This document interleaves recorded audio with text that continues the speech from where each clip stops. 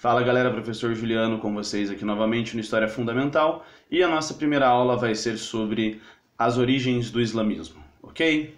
Vamos lá!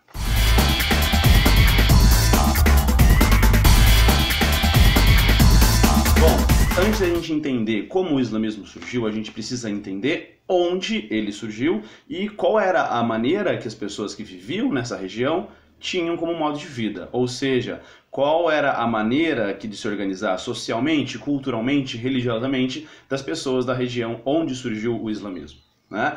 Qual região surge o Islã? Na chamada Península Arábica, onde nós temos ali vários países, mas predominante a Arábia Saudita, né? Os Emirados Árabes Unidos ali também naquela região.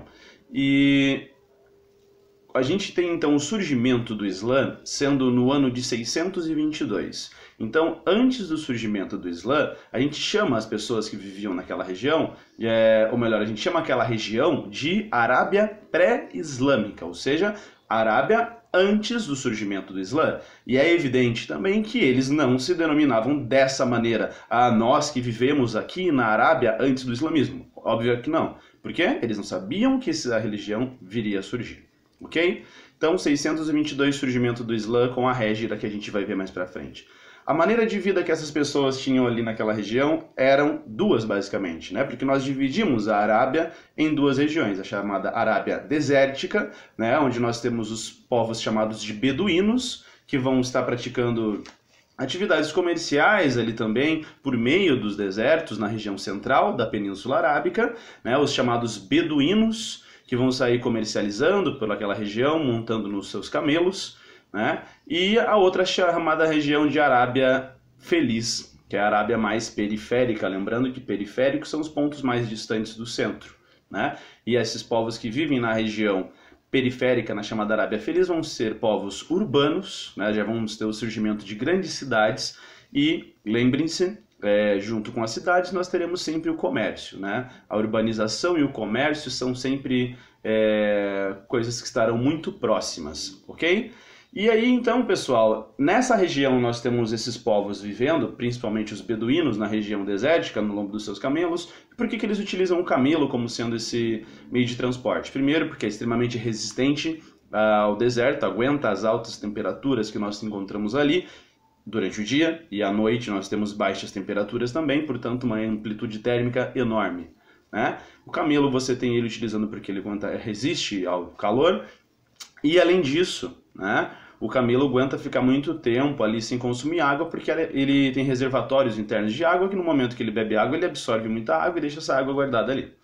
Inclusive chega na casos extremos de beduínos que estão pelo deserto e não conseguem uma fonte de água para beberem. Chegando ao extremo, eles acabam matando o animal, abrindo esses bolsões de água que eles possuem e consumindo, bebendo essa água que eles tinham ali para poder sobreviver, certo? E esses povos que viviam nessa chamada Arábia pré-islâmica, a organização social deles vai ser a seguinte: eles serão organizados em tribos e clãs, né? Muitas vezes os povos que viviam no deserto eram povos clãs e tribos rivais entre si. Então você vai ter conflitos acontecendo muitas vezes entre um povo e outro por disputa de rotas comerciais, por exemplo, né? Juridicamente, eles se organizavam de acordo com uma lei que a gente já viu no sexto ano, extremamente conhecida, que é a chamada Lei do Talião, né? O que é a Lei do Talião? Lá escrita, registrada inicialmente pelo Hammurabi, lá na região dos povos da Mesopotâmia, que a gente vai ter no Código de Hammurabi, né? Aquela frase clássica que todo mundo conhece, que é olho por olho e dente por dente. Okay? Então esses povos se organizavam dessa maneira. E até hoje muitos povos muçulmanos árabes daquela região vão ainda se organizar por meio de uma mistura do Alcorão, que é o livro sagrado dos muçulmanos, com a Lei do Talião, tá? Surgindo lá as leis árabes islâmicas que a gente vai ter. Já aproveitando que a gente falou sobre isso, galera, não se esquece, né? Árabe e muçulmano são coisas distintas. Como assim? Árabe é uma etnia, são povos que surgiram lá na região da Península Arábica. Muçulmano é aquele que segue o Islã, que segue a religião islâmica.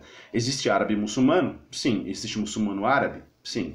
Existe árabe que não é muçulmano? Claro, tem árabe de várias religiões. Tem árabe ateu, vai ter árabe judeu, cristão, e assim por diante. E tem muçulmano que vai estar espalhado pelo mundo todo. Temos muçulmanos no Brasil, por exemplo, aqui na nossa cidade de Curitiba temos inclusive uma mesquita maravilhosa lá na região do Largo da Ordem, né? E com relação aos povos muçulmanos do Brasil, já aproveitando para fazer esse gancho, o IBGE diz que nós temos cerca de 40 a 50 mil muçulmanos no Brasil. Só que os membros da comunidade islâmica brasileira dizem algo que é muito distinto, que é cerca de 1 milhão de muçulmanos. Então de 40 mil para 1 milhão, a gente tem uma diferença gigantesca. O que a gente tem que entender? Que existe bastante muçulmanos no Brasil, não se sabe ao certo, então vamos dizer ali um meio termo, vamos dizer, sei lá, 500 mil, ok? E voltando a falar desses povos da Arábia pré-islâmica, lembra? A Arábia pré-islâmica é a Arábia antes do surgimento do Islã, né? Seguem a lei do talião e eles têm uma característica extremamente marcante que é o politeísmo. O que é politeísmo? Poli, vários. Teísmo, Deus, divindades. Eles possuíam várias divindades, cerca de 368 divindades. Professor, nossa, então eles tinham um Deus para cada dia do ano, basicamente. Não é assim. Você vai ter tribos que vão adorar apenas alguns deuses dessa totalidade. As tribos não adorarão todos esses deuses ao mesmo tempo, certo? E o que essas tribos e clãs politeístas possuíam em comum? Já um vínculo direto com a cidade de Meca. Por que a cidade de Meca? Porque lá em Meca nós temos a Kaaba. O que é a Kaaba? É aquele cubo preto que a gente tem no centro dessa cidade de Meca, onde todos os povos iam para fazer as suas orações anualmente, né? Lá nessa cidade de Meca, a Kaaba, que é aquele cubo negro construído por Abraão e Ismael, lá dentro existe a chamada Pedra Negra, que foi enviada por Deus, uma pedra branca que com o pecado da humanidade ela se tornou negra, ok? E esse templo da Kaaba fica ali no centro da cidade de Meca e junto dele existiam os ídolos, ou seja, as imagens, as estátuas dessas 368 divindades.